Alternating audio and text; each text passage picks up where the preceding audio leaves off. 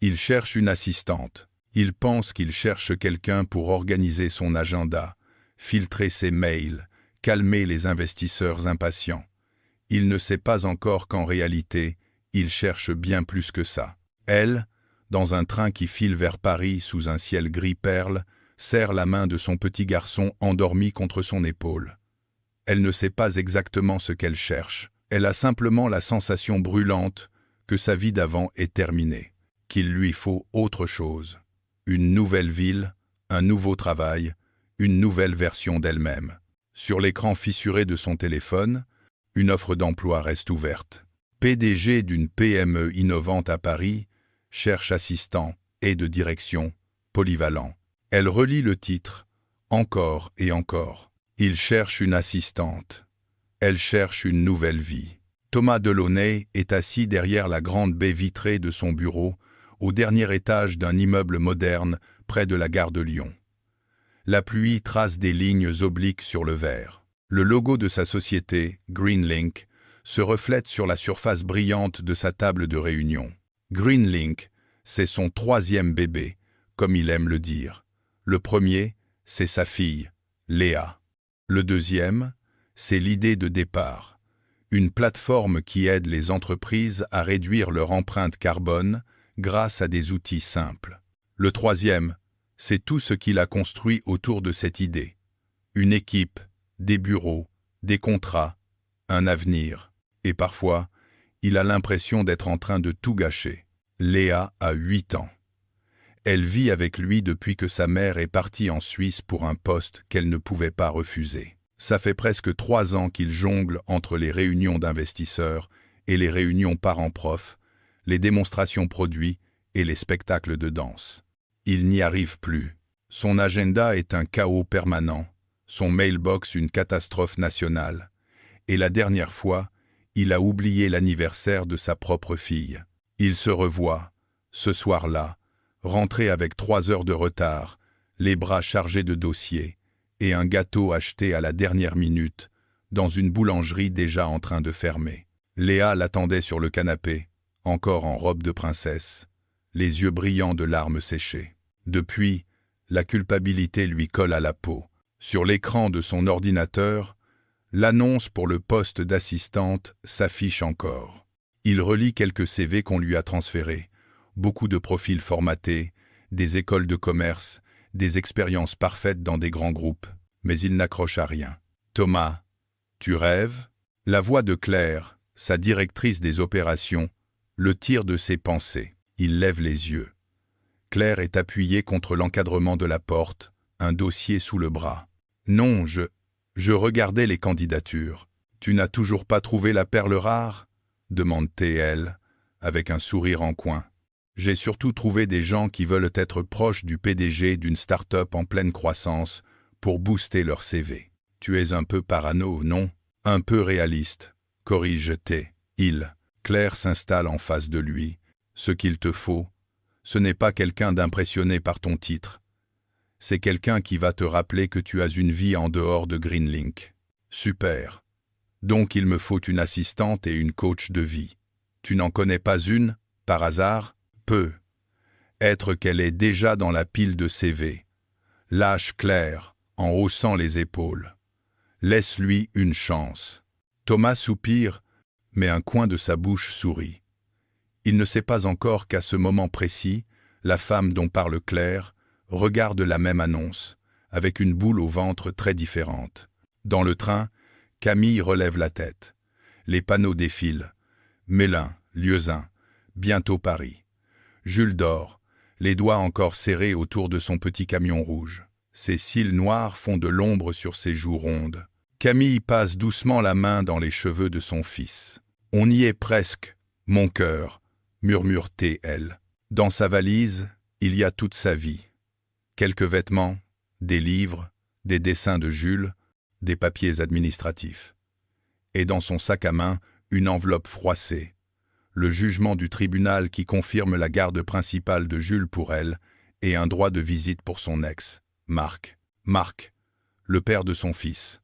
Et aussi l'homme qui a passé des années à éroder sa confiance, à lui répéter qu'elle n'arriverait jamais à rien, qu'elle devrait se contenter de ce qu'elle avait, qu'une mère célibataire ne pouvait pas espérer une grande vie. Elle a mis du temps à comprendre que cette voie ne devait plus être la sienne.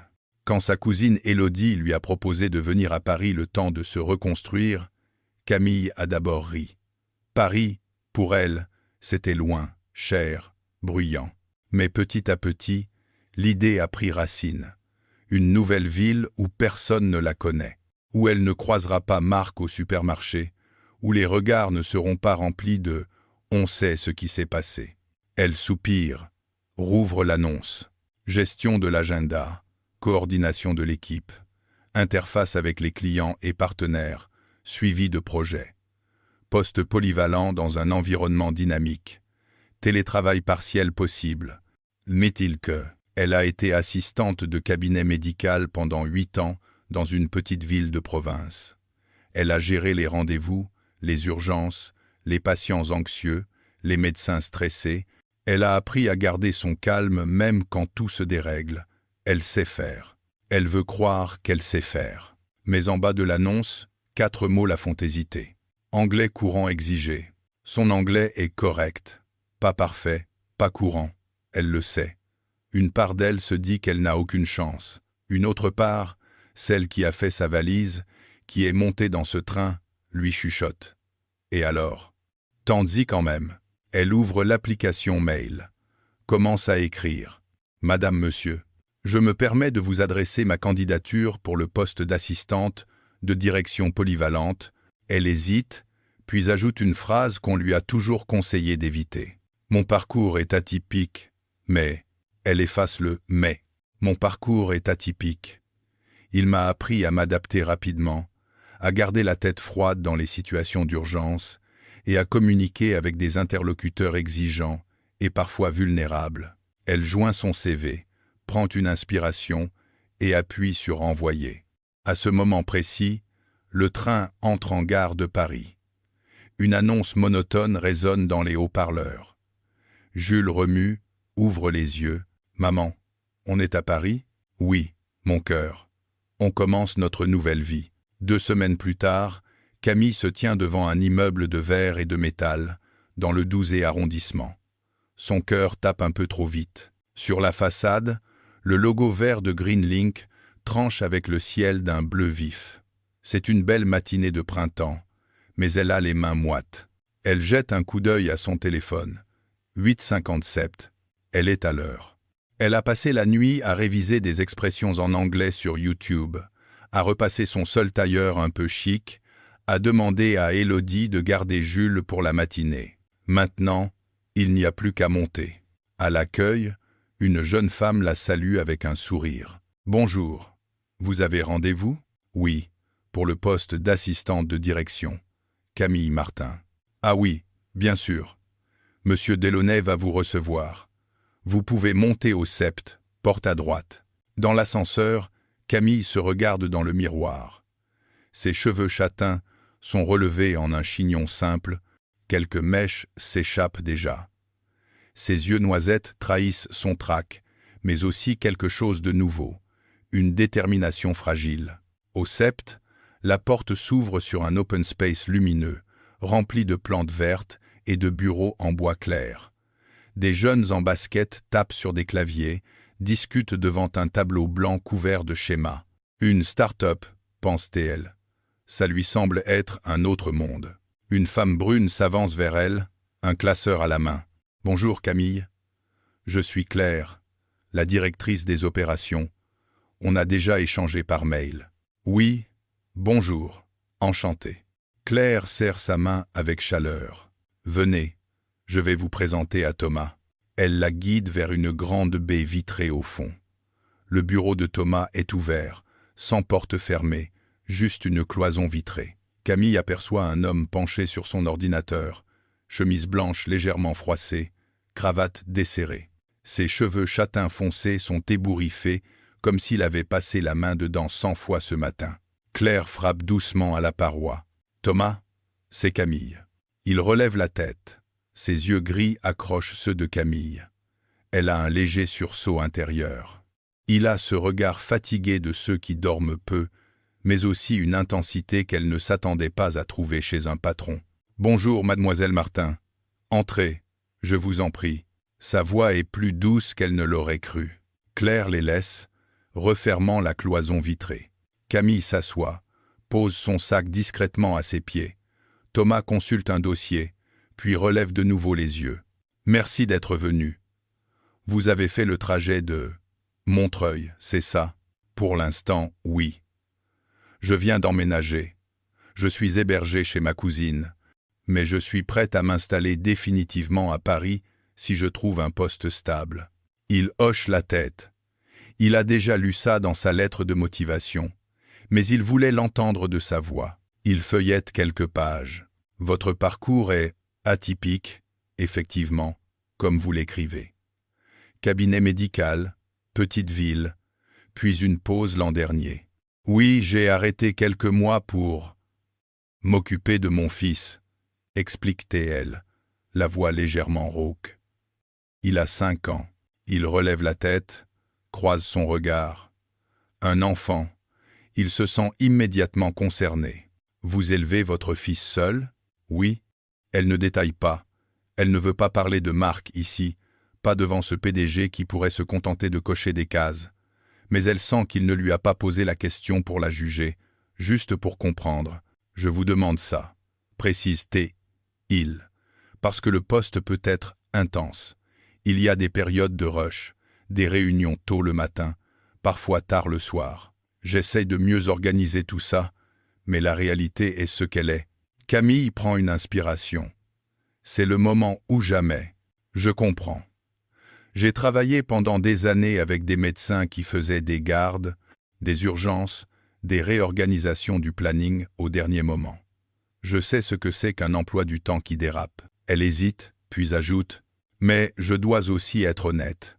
Je ne peux pas être disponible à n'importe quelle heure. Je dois récupérer mon fils à la sortie de l'école, au moins certains jours. J'ai de la famille pour m'aider, mais je ne veux plus disparaître derrière mon travail, ni derrière celui d'un homme. » Elle ne sait pas pourquoi elle a ajouté cette dernière phrase. Elle voit un éclair de curiosité passer dans les yeux de Thomas. « Intéressant, pense-t-il.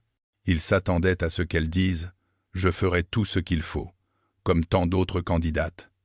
Elle pose une limite, calme, sans agressivité. Ça le déstabilise, mais ça lui parle. « D'accord, » dit-il simplement. « On peut en parler. Trouver un équilibre.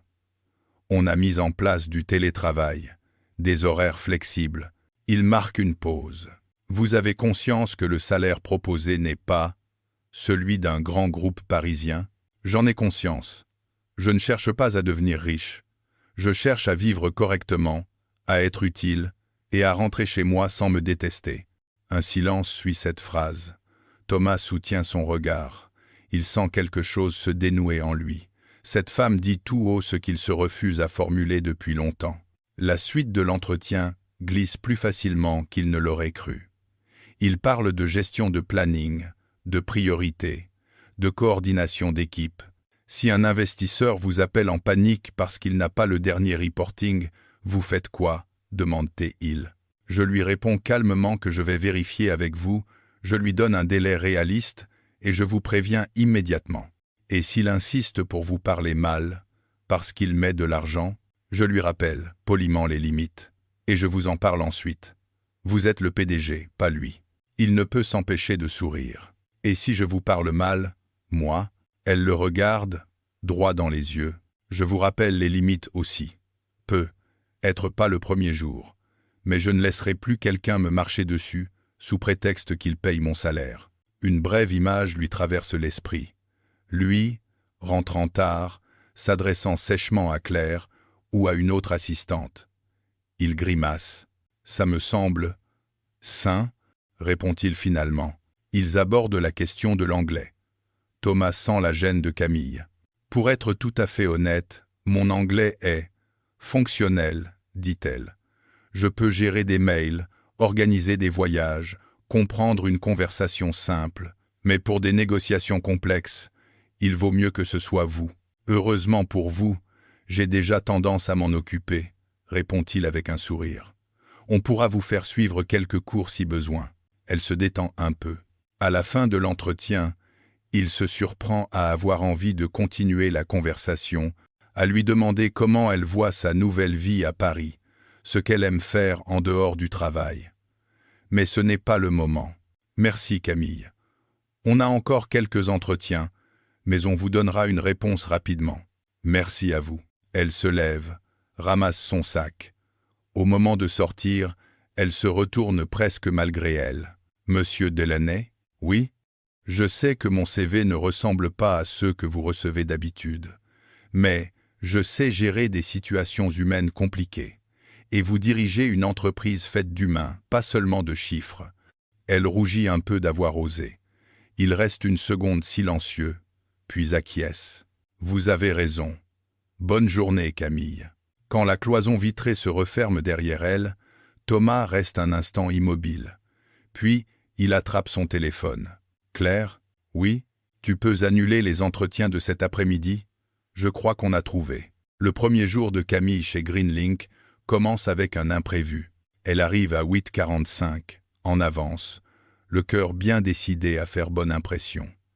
Elle dépose son manteau, branche son ordinateur, commence à explorer le calendrier partagé de Thomas. À 9h10, elle comprend qu'il n'est toujours pas là. À 9h12, elle reçoit un message sur Slack, l'outil de messagerie de l'entreprise qu'elle vient à peine d'ouvrir. Thomas, Camille, je suis désolé, je serai en retard, problème avec ma fille. Tu peux décaler le call avec les investisseurs de 9h30 à 10h? Elle prend une inspiration. C'est le baptême du feu. Elle répond, Camille. Bien reçu. Je m'en occupe. Tout va bien pour votre fille. Quelques secondes plus tard, Thomas, angine plus crise de larmes. On gère. Merci. Camille décroche son téléphone, appelle l'investisseur, explique avec un ton posé que un contretemps familial oblige M. Delaunay à décaler l'appel de quelques minutes. Elle propose une nouvelle heure, ajuste l'invitation dans le calendrier. Quand Thomas arrive enfin, vers 9h45, un peu décoiffé, chemise à moitié sortie du pantalon, tout est déjà organisé. Désolé, lâcheté, il en déposant son sac sur sa table. Matin catastrophique. Comment va votre fille? Demande Camille. Mieux. Enfin, elle est restée au lit devant des dessins animés, sous la garde de la voisine. Je culpabilise déjà. Vous l'emmenez chez le médecin ce soir? Oui, à 10 à 8h. Alors on va éviter de caler des réunions après 10 à 7h, si possible. Il la regarde, un peu surpris. Elle dit ça comme si c'était évident, comme si on pouvait adapter son agenda à sa vie personnelle. Vous avez réussi à décaler le call? Oui, à 10h. Et j'ai prévenu Claire pour qu'elle commence sans vous la réunion d'équipe de 9h30. Vous pourrez la rejoindre ensuite. Merci. Le reste de la matinée file à une vitesse folle. Camille découvre l'état de chaos dans lequel se trouvent les mails de Thomas. Elle crée des dossiers, met des étiquettes, répond à ceux qui peuvent l'être.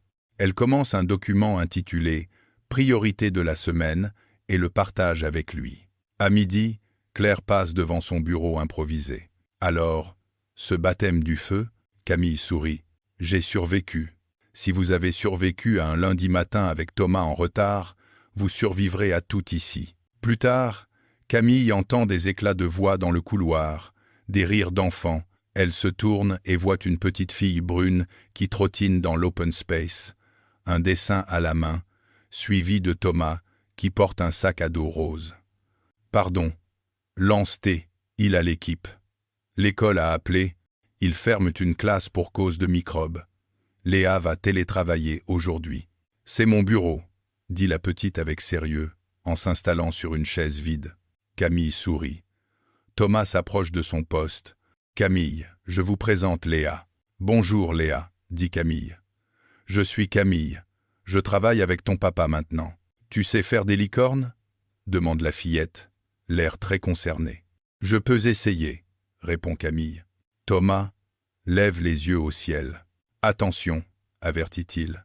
Les licornes de Léa sont un sujet très sérieux ici. Le reste de l'après-midi, entre deux mails urgents, Camille entend le froissement de crayon, la voix de Léa qui commande ses dessins. À un moment, la petite s'approche d'elle. « Tu peux venir voir ?» « Bien sûr. » Elle se penche. Sur la feuille, une licorne violette, avec une crinière multicolore, se tient devant un immeuble de verre. « Elle s'appelle Étoile », explique Léa. « Et ça, c'est l'entreprise de papa. »« Elle est très belle », dit Camille. « Papa ne sait pas bien faire les crinières », chuchote Léa, comme une confidence. Mais il se débrouille. Camille éclate de rire, Thomas aussi. Dans ce rire partagé, quelque chose se détend entre eux. Les semaines passent. Camille s'habitue à la vie parisienne, au métro bondé, aux boulangeries d'angle où elle achète un croissant à Jules le mercredi matin. Elle découvre la cour de l'école de son fils, les jardins pas loin où ils vont jouer. Elle s'habitue aussi au rythme de Greenlink. Elle apprend les prénoms des développeurs, les habitudes de Claire, les tics de langage de Thomas. Elle sait maintenant qu'il se frotte la nuque quand il est stressé, qu'il mordille son stylo quand il essaie de résoudre un problème complexe. Un jeudi, en milieu de matinée, il surgit à côté de son bureau. « Camille, je suis dans les embouteillages. Tu peux aller chercher Léa à l'école à 11h30. Je suis coincé porte de Bercy. Je n'y serai jamais à temps. »« Bien sûr, » répond-elle instinctivement. « J'y vais avec Jules, de toute façon. » Il hésite. « Ça ne vous dérange pas ? » ?»« Non, vraiment. Je vous enverrai un message quand je l'aurai. Merci. Vraiment. » Elle attrape son sac, enfile son manteau. Sa vie et celle de Thomas commencent à se croiser au-delà de la sphère professionnelle, presque naturellement. À la sortie de l'école, Léa reconnaît Camille immédiatement. « C'est toi qui viens ? » « Papa et tout. Il est coincé dans les bouchons, » explique Camille. « Mais il arrive après. » « D'accord. » Léa regarde Jules, qui se cache un peu derrière la jambe de sa mère. « C'est qui ? » ?»« C'est Jules, mon fils. »« Tu as un fils ?» s'exclame Léa, comme si c'était une révélation extraordinaire. « Oui, » répond Jules, en relevant le menton. « Et j'ai un camion rouge. » Les deux enfants se détaillent, puis se mettent à parler de leurs jouets respectifs, comme s'ils se connaissaient depuis toujours. Au parc voisin, Camille s'assoit sur un banc, pendant que Léa et Jules courent vers les balançoires. Elle se surprend à sourire, à respirer un peu plus librement. Thomas arrive une vingtaine de minutes plus tard, essoufflé. « Je suis désolé, » lâche-t-il, les mains sur les genoux. « Ils vont bien, » dit Camille, en montrant les deux enfants qui rient aux éclats. « Merci, vraiment. » Il s'assoit à côté d'elle, regarde la scène devant eux. « Léa n'a pas beaucoup d'amis, » murmure-t-il. « On a déménagé plusieurs fois depuis la séparation. »« Jules non plus, » répond Camille doucement. « Et ce n'est pas toujours facile de l'emmener à tous les anniversaires de classe quand on est seul. » Elle se tourne vers lui. On dirait qu'ils se sont bien trouvés. Il hoche la tête. Une sensation étrange lui serre la poitrine, mélange de gratitude et de peur. Il se surprend à parler. « Tu sais, je ne suis pas... » Il s'interrompt, corrige. « Vous savez, je ne suis pas très doué pour être à la fois PDG et père. »« Personne ne laisse vraiment, » répond Camille. « On fait ce qu'on peut avec ce qu'on a. J'ai l'impression de rater sur les deux tableaux, parfois. Aujourd'hui, vous avez au moins réussi une chose. Vous avez une fille qui rigole aux éclats sur une balançoire. C'est déjà énorme. » Il tourne la tête vers elle. Elle a dit ça simplement, sans le flatter. Ça le touche plus qu'il ne voudrait l'admettre. « Et vous, Camille ?» demande-t-il après un silence. « Pourquoi vous aviez besoin d'une nouvelle vie ?» Elle inspire profondément. Elle n'a parlé à personne de ça au travail. « Parce que l'ancienne me détruisait, » répond-elle finalement. Elle garde les yeux fixés sur Jules. « Le père de mon fils est quelqu'un de très charmant en public, mais très différent en privé. J'ai mis du temps à l'admettre. Quand Jules est né, je me suis dit que ça le changerait. Mais ça n'a fait qu'augmenter ses colères, sa jalousie, ses remarques. » Elle hausse les épaules. « Quand j'ai vu que mon fils commençait à sursauter dès qu'il levait la voix, j'ai compris que je ne pouvais plus rester.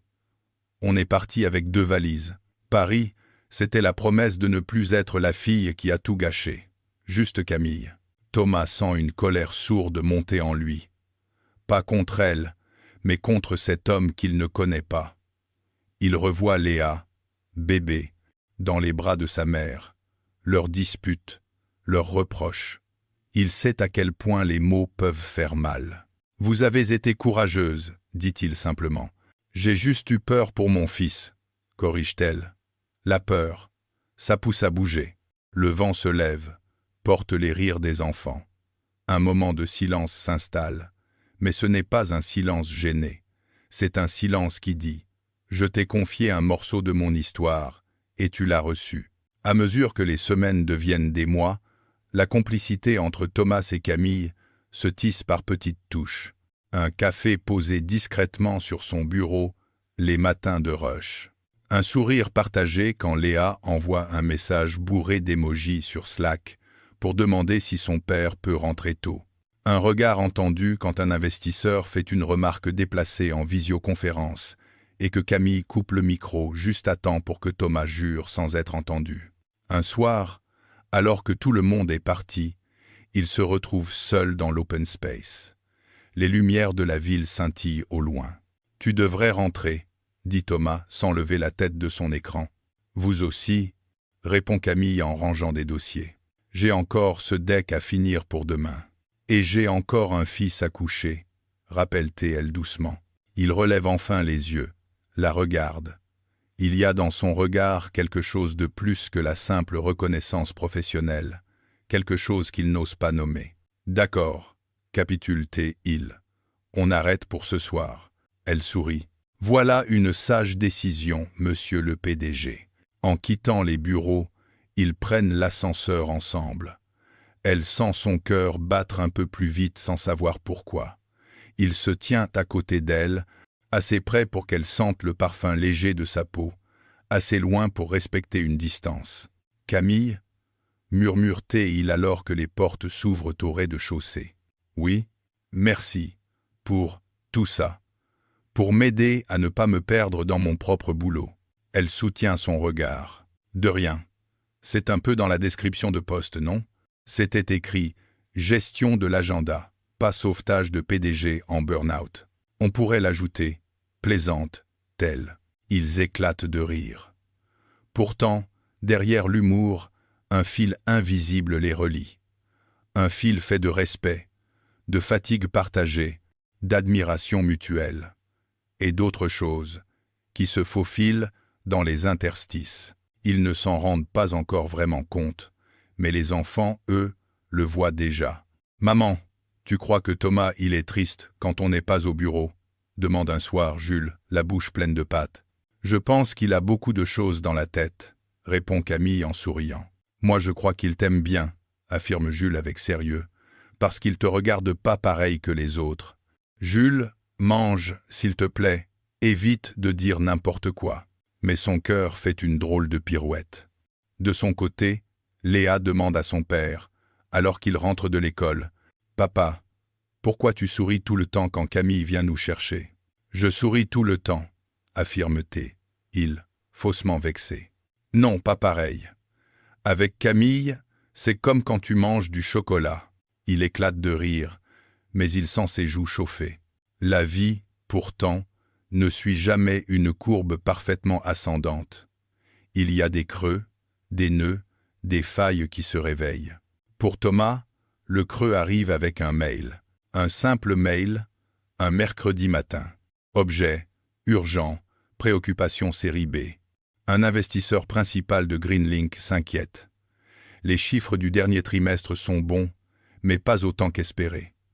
La concurrence se rapproche, il veut des garanties, des réponses, des plans en 30 points. Thomas lit le mail 3 fois. Il sent la pression retomber d'un seul coup sur ses épaules.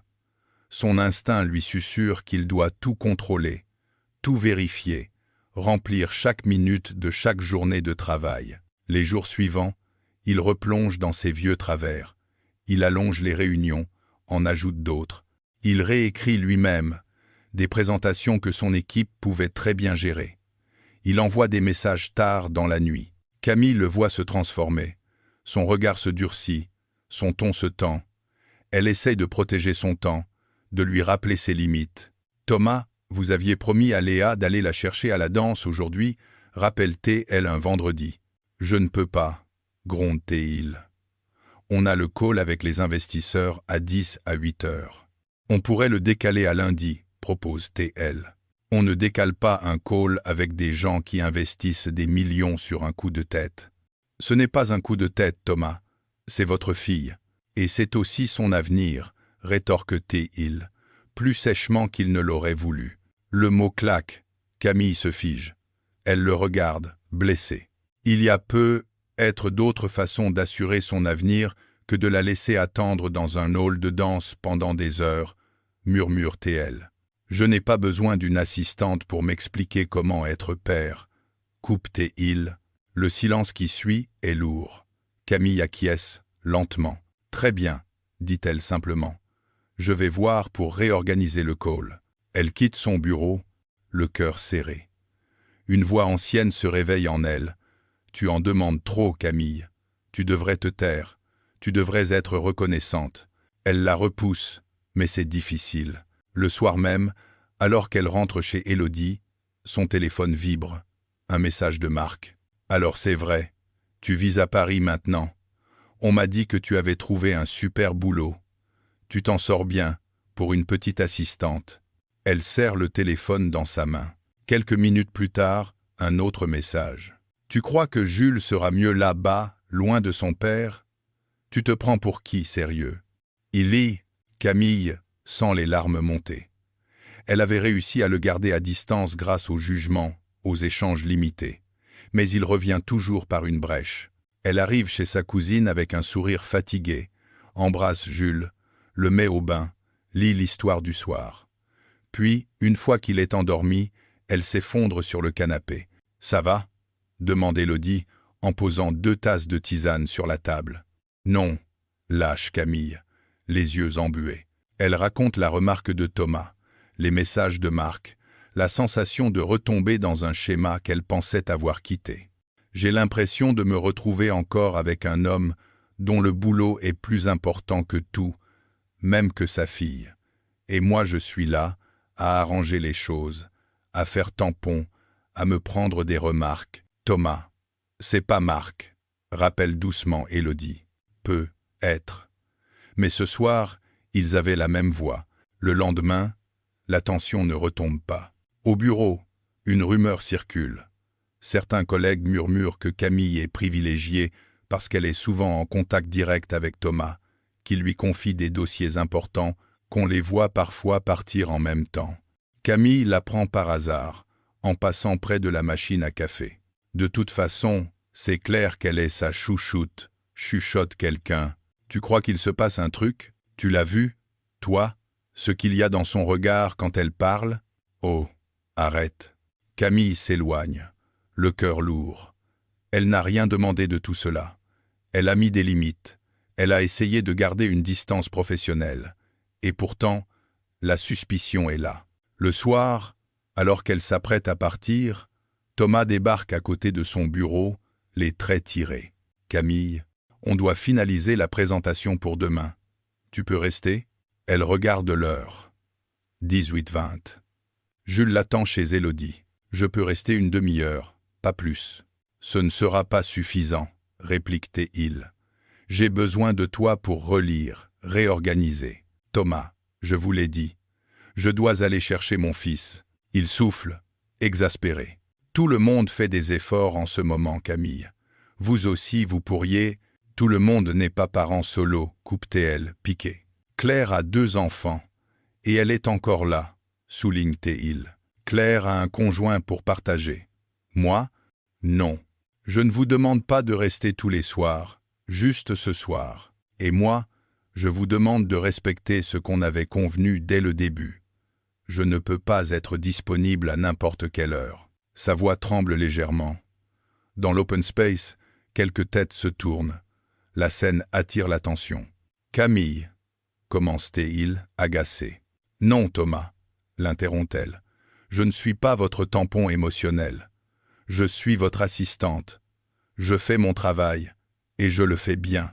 Mais je ne vais pas sacrifier encore une fois ma vie de famille pour le travail d'un homme, même si cet homme est. Elle s'interrompt, sentant qu'elle va trop loin. Même si cet homme est quoi? Demande-t-il, les mâchoires serrées. Elle secoue la tête. Peu importe. Non, dites-le. Même si cet homme me touche plus que je ne le voudrais, lâche-t-elle finalement, d'une voix basse qu'il est le seul à entendre. Et c'est précisément pour ça qu'on ne peut pas franchir certaines limites. Un silence s'abat entre eux. Thomas est pris de court. Il sent son cœur s'accélérer. Les mots restent coincés dans sa gorge. Je vais vous envoyer ce que je peux d'ici chez moi, dit-elle en attrapant son sac. Bonne soirée, Thomas. Elle part sans se retourner. Dans le métro, les larmes brûlent ses yeux. La décision se forme dans son esprit, brutale mais claire. Elle ne veut plus de ça. Plus de cette confusion entre sa vie privée et son travail. Plus de cette sensation de marcher sur un fil, d'être jugée, observée. Le soir même, elle écrit une lettre de démission, simple, factuelle. Elle l'envoie à Claire et à Thomas, tard, quand Jules dort. Puis elle éteint son téléphone. Thomas lit le mail en rentrant chez lui, Léa endormie sur le siège arrière, la tête penchée. Son ventre se serre. Je vous remercie pour la confiance que vous m'avez accordée, mais je dois aujourd'hui prendre une décision pour me protéger et protéger mon équilibre familial. Les mots lui font l'effet d'un coup de massue. Pour la première fois depuis longtemps, il se voit à travers le regard de quelqu'un d'autre. Il revoit sa phrase.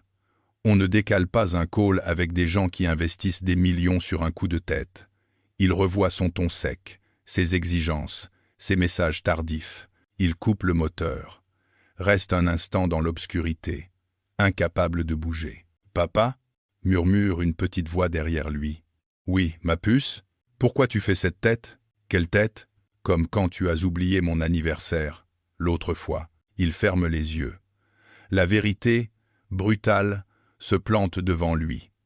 Il est en train de recommencer les mêmes erreurs, de sacrifier ce qui compte le plus pour l'illusion de tout contrôler. « Léa, » dit-il doucement, « tu l'aimes bien, Camille ?»« Oui, » répond la petite sans hésiter. « Elle me parle comme si j'étais grande, et elle fait bien les crinières de licorne.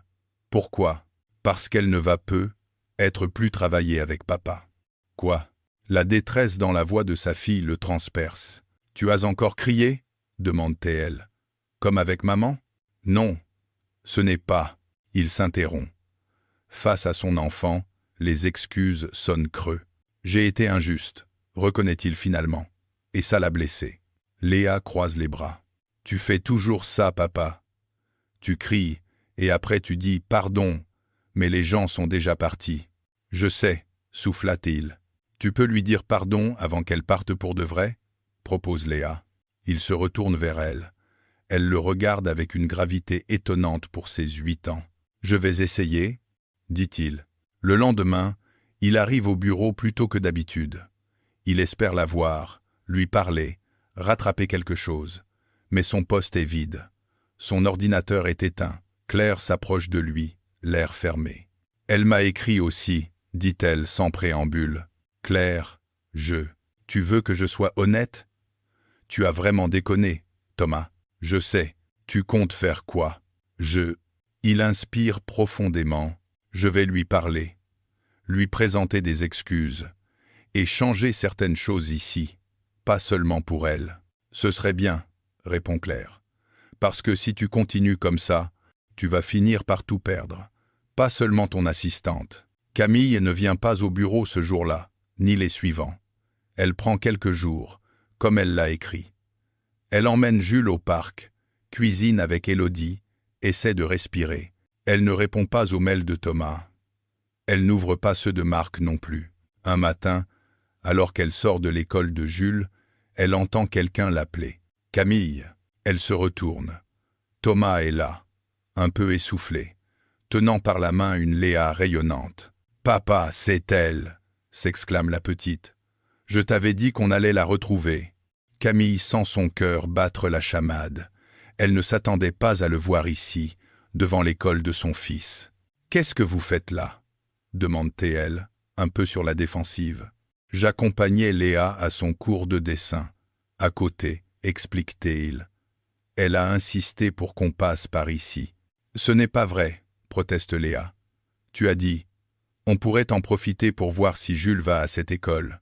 Trahi par ma propre fille, murmure Thomas avec un sourire gêné. Jules accourt vers eux. Thomas. Salut, champion, dit Thomas en lui ébouriffant les cheveux. Tu viens plus au bureau? Demande Jules à sa mère, l'air soudain inquiet. Non, répond Camille doucement. Mais pourquoi? On ne verra plus Léa? La détresse dans sa voix serre la poitrine de Camille. Elle se tourne vers Thomas. On ne va pas régler ça devant les enfants, murmure-t-elle. Alors, est-ce qu'on peut parler après? Propose-t-il. Sans pression. Juste parler. Elle hésite. Une part d'elle a envie de dire non, de se protéger. Une autre part se souvient de tous les moments où elle s'est sentie respectée, écoutée, soutenue. D'accord, finit-elle par dire. Ce soir, après le dîner, chez le petit café au coin de la rue de votre bureau. Je serai là, promet-il. Le soir venu, elle arrive au café avec quelques minutes de retard. Thomas est déjà installé, une tasse de thé devant lui. Il se lève dès qu'il la voit. « Merci d'être venu, dit-il. « Faites vite, répond-elle, un peu sèche. Je n'ai pas fait garder mon fils pour rien. » Il acquiesce. Il inspire profondément. « Je ne vais pas tourner autour du pot, commence-t-il. J'ai été injuste avec vous. Je vous ai parlé comme si vous étiez une extension de mon travail, comme si votre vie se résumait à Greenlink. » Il joue un instant avec la cuillère de sa tasse. Ce n'est pas une excuse, mais, quand la pression monte, j'ai tendance à me raccrocher au seul domaine où je crois savoir gérer, le boulot, et je perds de vue le reste. Je l'ai remarqué. Oui, murmure Camille. Léa m'a dit quelque chose l'autre soir, continue-t-il. Elle m'a dit que je criais et que je disais pardon quand les gens étaient déjà partis.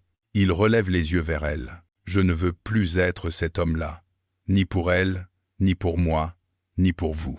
Le pour vous reste suspendu entre eux. Je ne vous demande pas de revenir, ajoute-t-il précipitamment. Je ne suis pas venu ici pour vous manipuler ou jouer sur votre culpabilité. Il sort une enveloppe de sa sacoche. J'ai préparé une proposition. Pas un contrat, pas une demande, juste un plan. Pour changer certaines choses dans l'entreprise. Moins de réunions tardives, plus de télétravail possible, une charte claire sur le respect des temps de vie personnels. Il pousse l'enveloppe vers elle. Je vais le mettre en place, que vous reveniez ou non, parce que c'est nécessaire, et parce que vous m'avez ouvert les yeux. Camille le regarde, surprise. Elle ne s'attendait pas à ça. Elle prend l'enveloppe, l'ouvre. Les pages sont remplies de notes, de schémas, de propositions concrètes. Claire m'a aidé, avoue-t-il. Elle m'a dit que ce n'était pas à vous de porter tout ça. Elle a raison, murmure Camille. Il reste silencieux un moment, chacun perdu dans ses pensées. Pourquoi? Pourquoi ça compte tellement pour vous que je revienne? Finit-elle par demander. Parce que vous êtes très doué dans votre travail, répond-il d'abord, presque machinalement. Elle le fixe. Thomas. Il soupire. Abandonne les faux semblants. Parce que, depuis que vous êtes arrivé, j'ai l'impression d'être un peu moins seul. Moins seul à jongler avec les réunions et les émotions, moins seul à essayer de comprendre ce que c'est qu'être père dans tout ce chaos. Il se passe la main dans les cheveux. Je sais que je suis votre patron, que ça crée un déséquilibre. Je sais que, vu de l'extérieur, ça peut ressembler à ces histoires, bancales. Je ne veux pas ça. Je ne veux pas que vous vous sentiez coincé, obligé, redevable. Il la regarde, droit dans les yeux. J'ai des sentiments pour vous, Camille. Mais je ne vous demanderai pas de revenir travailler pour moi si ça vous met mal à l'aise. Au contraire, si vous préférez garder une distance professionnelle, je vous aiderai à trouver un autre poste. Dans mon réseau, je peux. Elle l'interrompt d'un geste de la main. Arrêtez. D'accord, fait-il, un peu décontenancé. D'abord, merci, dit-elle, pour les excuses, pour ce plan, pour reconnaître ce que vous ressentez sans essayer de m'en faire porter la responsabilité. Elle prend une inspiration. J'ai aussi des sentiments pour vous, Thomas. Il cligne des yeux, surpris. Vous, oui, répète-t-elle. Et c'est précisément ce qui me fait peur. Elle sourit tristement. J'ai déjà confondu amour et dépendance, admiration et sacrifice. Je ne veux plus.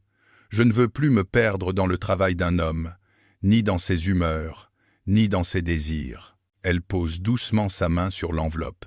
Mais je vois que vous essayez, que vous prenez vos responsabilités, que vous ne me demandez pas de tout pardonner d'un claquement de doigts. Elle réfléchit quelques secondes, les yeux dans le vague. « J'ai une proposition, dit-elle enfin. « Je vous écoute, répond-il, la voix un peu rauque. Vous mettez en place ce plan chez Greenlink. Pour tout le monde, pas seulement pour moi. Vous apprenez à déléguer, à rentrer plus tôt, à ne pas envoyer de mails à minuit, à être un patron qui respecte la vie des autres, pas seulement leur productivité. C'est en cours, promettait-il. Bien. Elle inspire profondément. Et moi, je ne reviens pas comme votre assistante. Il ressent un pincement au cœur, mais il reste silencieux.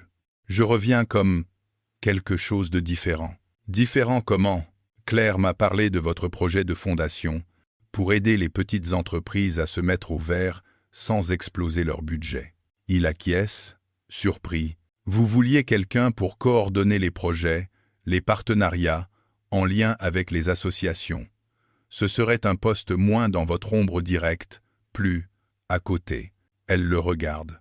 Je pourrais prendre ce poste-là, travailler avec vous, mais pas sous vous, garder une marge de sécurité, laisser le temps à ce qui se passe entre nous d'exister en dehors d'une relation hiérarchique. Vous accepteriez, à une condition, laquelle, qu'on y aille doucement, pour nous deux, pour Léa et pour Jules, qu'on ne leur impose pas tout de suite l'idée d'une nouvelle famille, qu'on se laisse le droit de voir si nos sentiments tiennent quand il n'y a pas un open space et des urgences pour nous rapprocher. Un sourire se dessine lentement sur le visage de Thomas.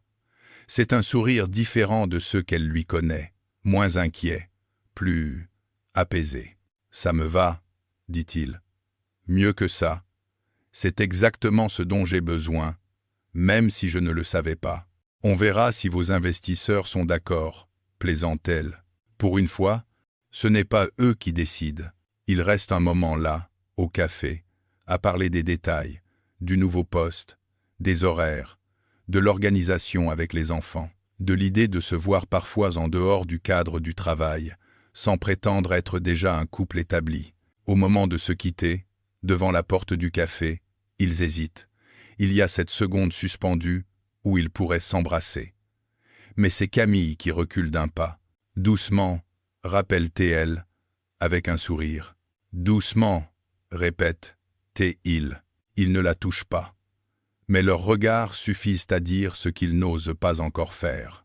Les semaines suivantes sont différentes. Camille revient chez Greenlink, mais dans un bureau un peu à l'écart, celui de la nouvelle Fondation Greenlink. Elle coordonne des projets avec des écoles, des associations, des petites entreprises de province qui lui rappellent d'où elle vient. Elle se découvre une nouvelle légitimité, une nouvelle confiance. Elle n'est plus la petite assistante de province. Elle est Camille, la femme qui a traversé des tempêtes et qui construit maintenant des ponts. Thomas, de son côté, apprend à lâcher prise. Il quitte parfois le bureau à 10 à 7 heures pour aller chercher Léa. Il laisse Claire animer certaines réunions. Il s'efforce de ne plus envoyer de mails le soir. Il se trompe encore parfois, mais il revient sur ses erreurs plus vite. Les rumeurs au bureau se calment. En voyant Camille dans un autre rôle, en voyant les nouvelles règles sur les horaires et le télétravail, les collègues comprennent que quelque chose évolue, pas seulement pour elle. Un samedi après-midi, quelques mois plus tard, ils se retrouvent tous les quatre au bord de la Seine. Les enfants mangent une glace, assis sur le quai. Les bateaux-mouches glissent sur l'eau. Les touristes prennent des photos. « Tu te rends compte ?» murmure Camille en regardant Jules courir après des pigeons avec Léa. « Il y a 1 an, je faisais ma valise en me demandant si j'étais en train de faire la plus grosse bêtise de ma vie. Et maintenant ?» demande Thomas. « Maintenant ?» Elle sourit. « Maintenant, je me dis que parfois, Les grosses frayeurs mènent à de très belles choses. Il la regarde, la lumière de l'après-midi jouant dans ses cheveux. Camille? Oui? Ça fait plusieurs mois qu'on avance doucement, comme tu l'avais demandé. Qu'on boit des cafés, qu'on va au parc, qu'on se voit parfois sans les enfants. Oui, acquiesce-t-elle, un peu méfiante. Je me demandais si tu serais d'accord pour qu'on avance d'un tout petit pas de plus. Quel genre de pas? Celui où je te tiens la main en public, par exemple, répond-il avec un sourire timide. Et celui où, ce soir, quand Léa et Jules seront couchés, on s'assoit tous les deux sur un canapé et on s'autorise à appeler ça un début d'histoire. Elle le regarde longuement. Elle pense à Marc, à son ancienne vie, à ses peurs.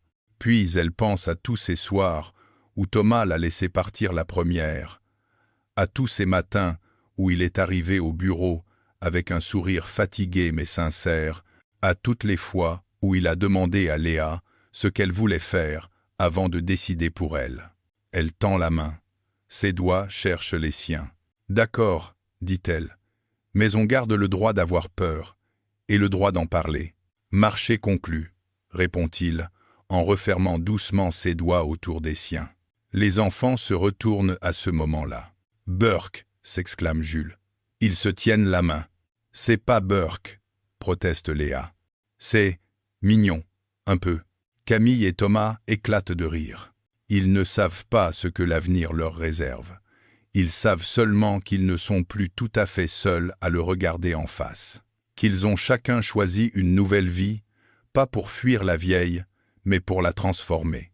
Ils cherchaient une assistante, elle cherchait une nouvelle vie.